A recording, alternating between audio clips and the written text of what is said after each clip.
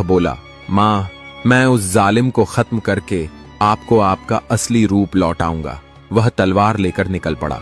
रात गहराती गई, लेकिन उसके कदम रुकते नहीं थे।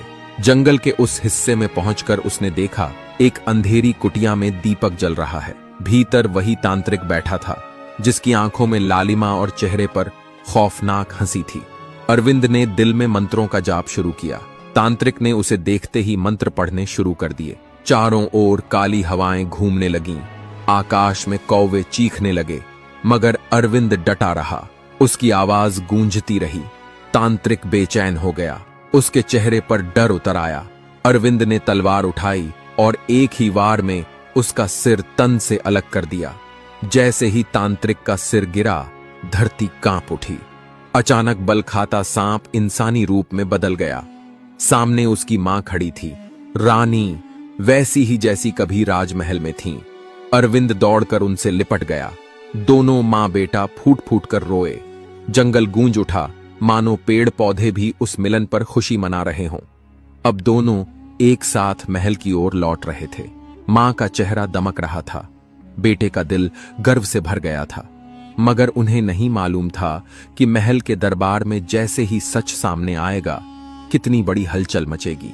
रात का सन्नाटा गहराता जा रहा था। ठंडी हवाएं महल की ऊंची दीवारों से टकराकर अजीब सी गूंज पैदा कर रही थीं। अरविंद अपनी मां का हाथ पकड़े धीरे धीरे उस रास्ते पर चल रहा था, जो कभी उन्हें महल से जंगल की तरफ धकेल आया था। मां के चेहरे पर थकान तो थी, पर आंखों में वह चमक लौट आई थी जो बरसों से छिन गई थी। अरविंद ने उनकी ओर देखा और कहा, मां, अब कोई ताकत हमें अलग नहीं कर सकती। इस बार मैं आपका साया बनकर खड़ा रहूंगा।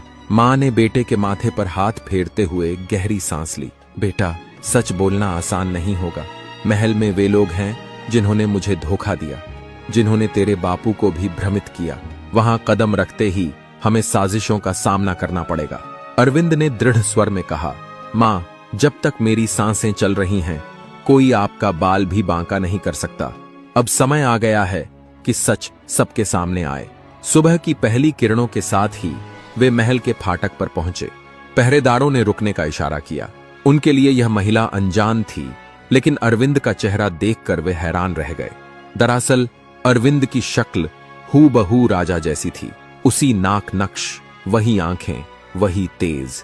पहरेदार फुसफुसाने लगे, यह युवक तो बिल्कुल महाराज जैसा दिखता है। अरविंद ने गहरी आवाज में कहा, दरवाजे खोलो, मैं अपने पिता से मिलने आया हूं।